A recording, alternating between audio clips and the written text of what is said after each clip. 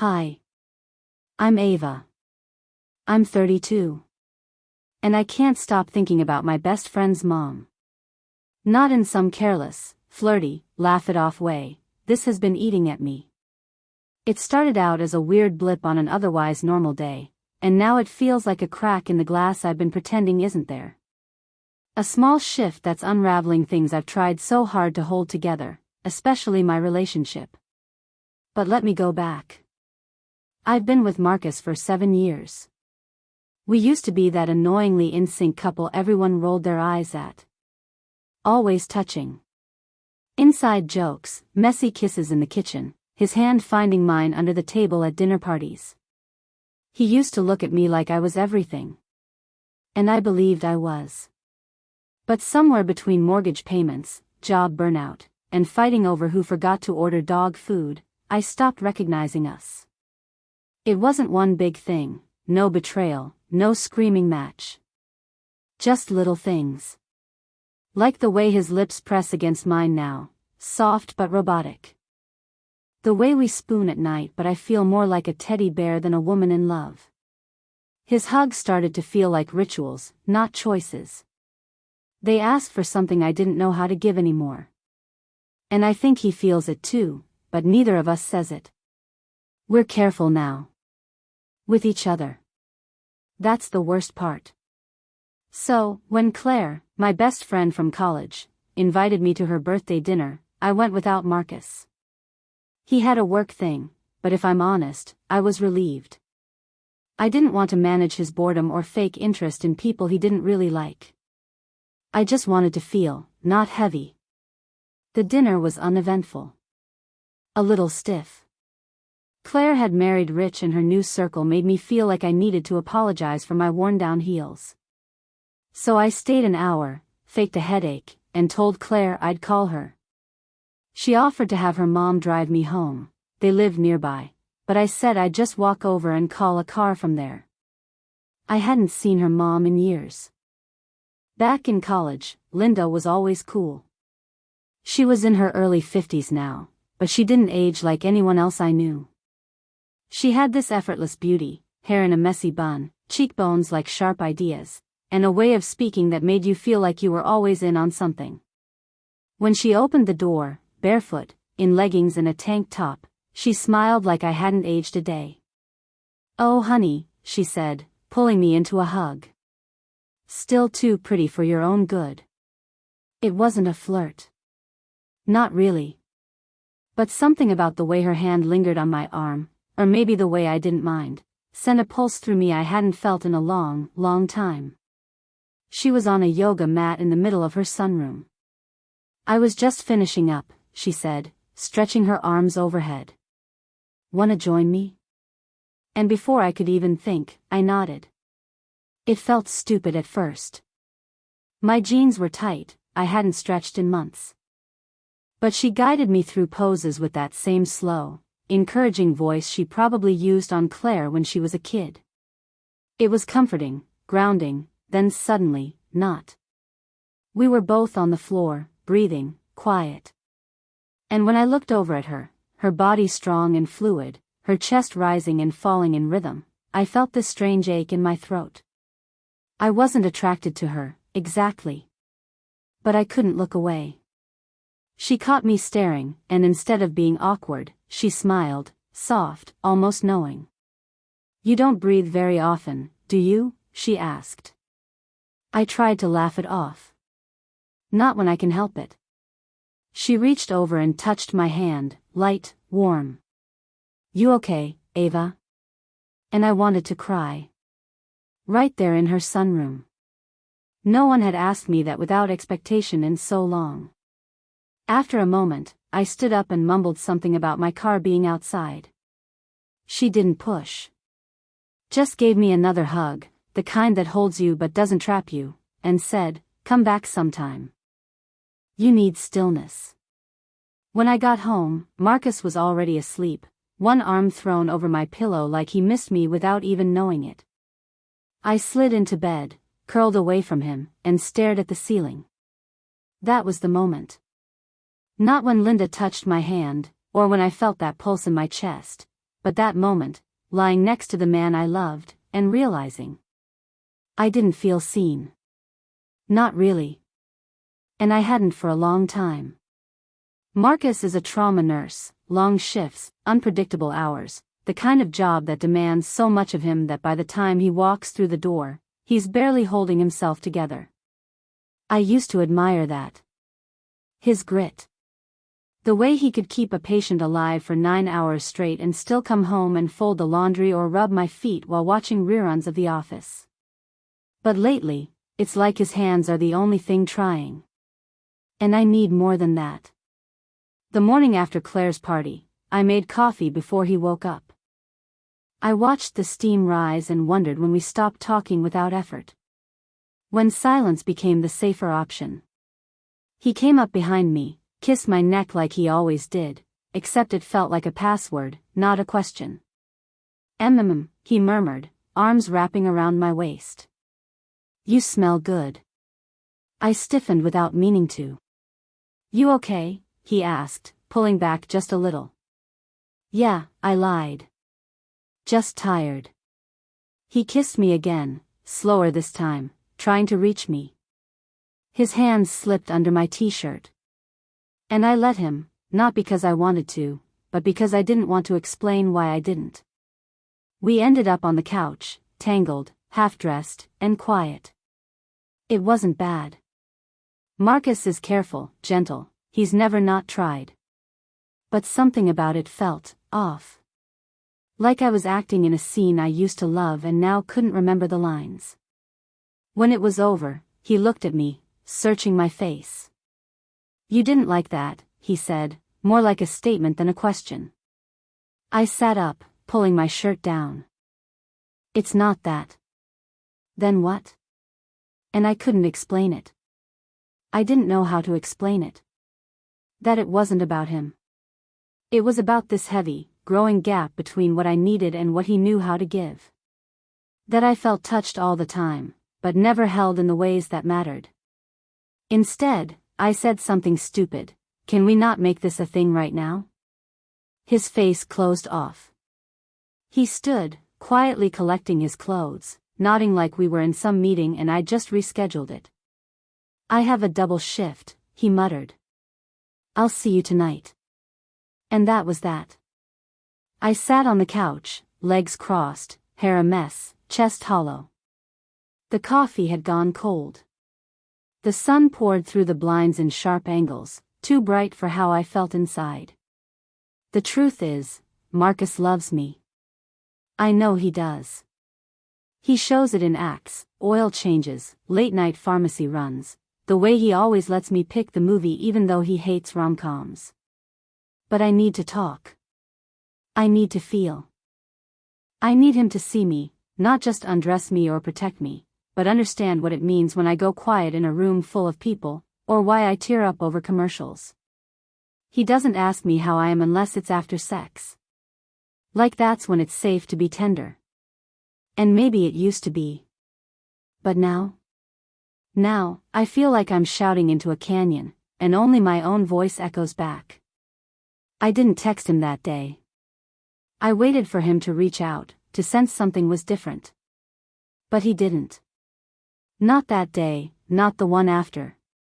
It wasn't until 3 nights later, after he came home smelling like antiseptic and exhaustion, that he stood in the doorway and said, "You're slipping away from me, aren't you?" I didn't answer. Because I didn't know if I already had. It was a Thursday night, cold enough for sweaters, warm enough to crack the window a little. I was folding laundry on the bed, stacking his navy blue scrubs in uneven piles, letting my mind wander. The TV was on, some mindless baking show playing in the background. Marcus walked in, smelling like the hospital, antiseptic and too much hand sanitizer. He kicked off his shoes, groaned like he'd carried the world all day, and came straight for me. I braced. He slid behind me on the bed, wrapping his arms around my waist. His hands were warm, steady. Familiar. He nuzzled his face into my neck, breathed me in. "God, I missed you today," he whispered, voice low. I smiled a little, polite, tight. Long shift. He nodded against my skin. 14 hours. One code blue. No lunch break. I turned my head slightly so I could see him. That sucks. I'm sorry. He kissed my cheek, then lower, near my jaw. Just want to be near you now, he said, letting his hands roam under the hem of my sweatshirt. And there it was, that sinking feeling again. I didn't not love him. But I also didn't want this. Not right now. Not with all these unfolded shirts and crumbs in the sheets and something nameless sitting heavy in my chest. Still, I froze. Didn't move away. Didn't move toward him either. His hand slid down to my hip. He playfully slapped my butt and smiled like he expected me to giggle or flirt back. Instead, I flinched.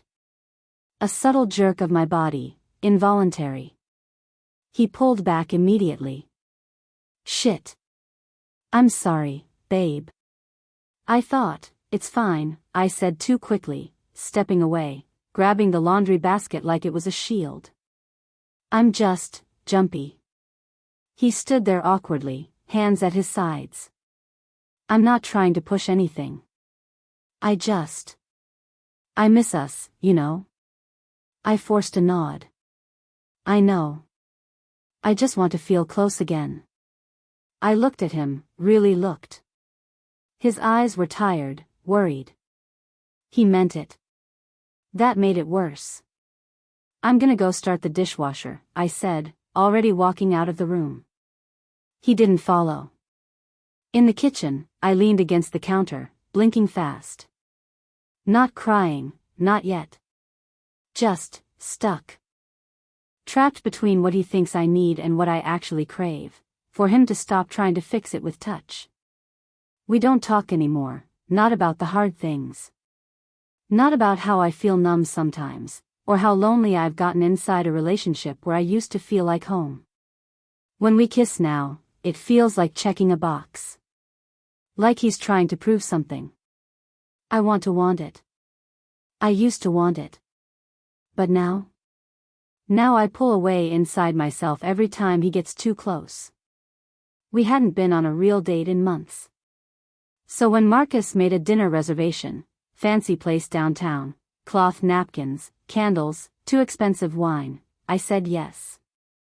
I even wore the red wrap dress he always liked, the one that made me feel a little like myself again.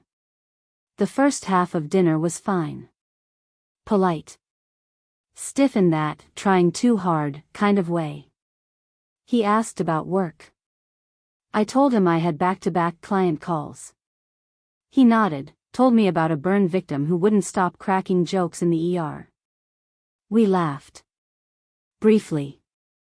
Like strangers on a first date. But when the food came, he reached across the table and took my hand. I froze. You look beautiful tonight, he said, thumb brushing over my knuckles. I tried to smile. But my stomach twisted. He kept going, eyes soft. Remember that weekend in Asheville? The cabin? Just you and me and that broken hot tub? I nodded. We haven't had a night like that in a long time. I miss it. I miss you. I swallowed hard. Looked down. Then back up. And I don't know what came over me, but suddenly, it all just spilled out. I can't keep pretending everything's fine because you booked a dinner reservation, Marcus. His smile faded. What? I mean it, I said, voice sharp. You act like if you say the right sweet thing or touch me at the right time, it'll all snap back into place. Like I'm some machine you're troubleshooting. His jaw tightened. I'm trying here, Ava. I planned this. I thought, that's the problem. My voice cracked. I felt eyes turning toward us, forks pausing mid-air around the room. You thought dinner and a compliment would fix months of feeling invisible. Of being touched but never really seen. His face reddened, embarrassment. Anger. Maybe both. You're blowing this out of proportion. I laughed, bitter, shaky. You think this is about tonight? Marcus, I've been slipping away for months. I cried in Claire's mom's yoga studio last week just because she asked me if I was okay. He blinked. Claire's mom? I shook my head. You missed the point. We sat in silence after that. The server brought the check without asking. Marcus paid in cash and didn't say a word on the way to the car. The silence in the car ride home felt louder than the outburst. Thicker. He stared straight ahead, knuckles white on the steering wheel. I stared out the window, heart pounding with guilt. My throat burned with unsaid things. Shame crept in like a slow, cold fog. I hadn't meant to humiliate him. I hadn't meant to say Claire's mom. God, what was I thinking? But the worst part? I couldn't tell if I felt more sorry for hurting him. Or more sorry that I'd waited this long to finally say something. The days blurred. Mornings got quieter. No more forehead kisses over coffee. No more dumb jokes while brushing teeth. We moved around each other like ghosts sharing a lease. Marcus stopped trying. He still came home from the hospital, still dropped his keys in the bowl by the door, still fed the dog, still asked if I needed anything from the store. But it was rote. No warmth behind it. The shift wasn't dramatic. Just hollow. Like we'd both silently agreed to stop pretending. And yet, I missed him. Not the Marcus who reached for me in bed when I didn't want to be touched. Not the Marcus who bought flowers instead of asking me what was wrong. I missed the Marcus who used to hum when he made eggs. The one who used to pull me into his lap just because. The man who used to see me in a room full of people and smirk like we were sharing a secret. I caught glimpses of him sometimes. One night, I passed the bedroom and saw him sitting on the edge of the bed, elbows on knees, shoulders slumped forward, hands clasped like he was trying to hold something in.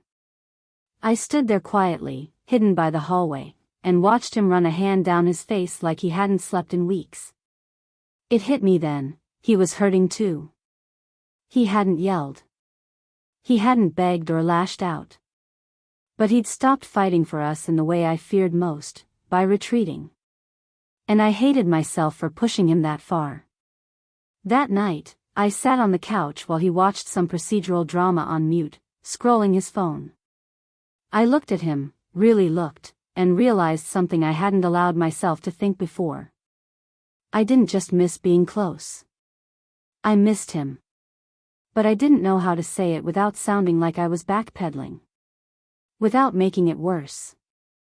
And part of me still didn't know if we could ever get back to what we used to be.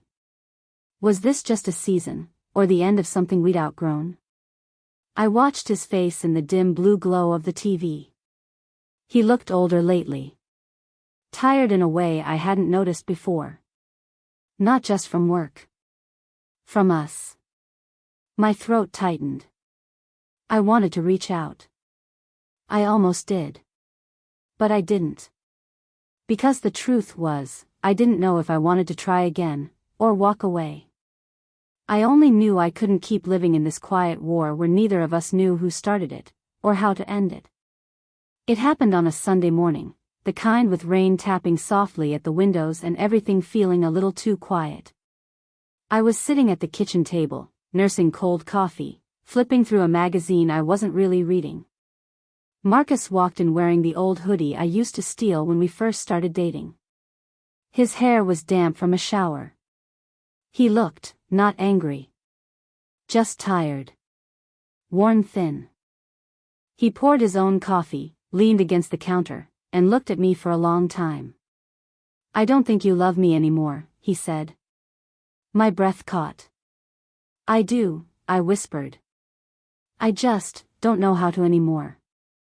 He came over and sat across from me. His eyes were red-rimmed, like maybe he'd cried recently, or maybe just hadn't slept. I keep asking myself what I did wrong, he said quietly. But maybe it's not about that. Maybe it's just, we stopped meeting each other in the middle. I looked down, then back up. I think I was waiting for you to read my mind. He smiled, small and sad. And I think I was trying to fix things with my hands instead of my words.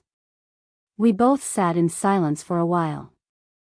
Not the heavy kind we'd been drowning in, this was different. Still. Honest. I miss you, I said. He reached across the table, palm open. I placed my hand in his. His fingers closed around mine like they remembered what to do, even if we didn't. I'm tired of pretending we're fine, he said. But I'm not tired of trying. Not if you're in it with me. I nodded slowly. I don't want to go back to what we were. I want something better. More honest. We can start small, he said. Talk more. Assume less. Touch only when it feels safe. Tears filled my eyes, but I didn't look away. For the first time in months, I felt seen. Not rescued, not seduced, seen. He stood, walked around the table, and knelt beside me. He rested his forehead gently against my chest, not asking for anything. Just, being there. I wrapped my arms around him, slowly, unsure but willing. It wasn't fireworks. It wasn't a fix. But it was something. A crack of light in the long winter we'd built around each other. Later, we sat on the couch, not touching, just watching the rain. And when I got up to make us tea, I looked back and saw him resting his head on the cushion where I'd just been sitting. I didn't know what would happen tomorrow. But for now, we'd stopped pretending. And that was enough. That love doesn't disappear all at once. It fades in tiny, silent ways. Missed looks. Half-hearted kisses. Hands that used to linger but now just pass you by. I used to think desire was about touch. That if someone held you enough, you'd feel full. Wanted. Safe. But what I've learned, what I had to learn, is that for me, desire is rooted in being known. It's not about skin. It's about connection. I need to feel like someone sees the parts of me that don't make it to dinner parties, the quiet fears, the ache of feeling invisible, the moments I'm barely holding it together and smiling anyway. Marcus and I are still figuring it out. We talk more now. We mess up more honestly. And sometimes we still go to bed on opposite sides of the mattress, not sure what we're doing. But here's the difference, now we're trying to meet in the middle, instead of waiting for the other to just arrive. And me? I'm learning to speak. To ask for what I need before the silence gets too loud. To stop apologizing for wanting something deeper than routine kisses and habit hugs. I don't have all the answers. I don't know how our story ends. But I do know this, the scariest part of losing yourself in a relationship isn't that the other person stops loving you, it's that you stop loving you. And if you take anything from this, let it be this: don't wait until someone else touches you the wrong way to realize what kind of love you truly crave. Speak now. Or risk becoming a stranger in your own skin.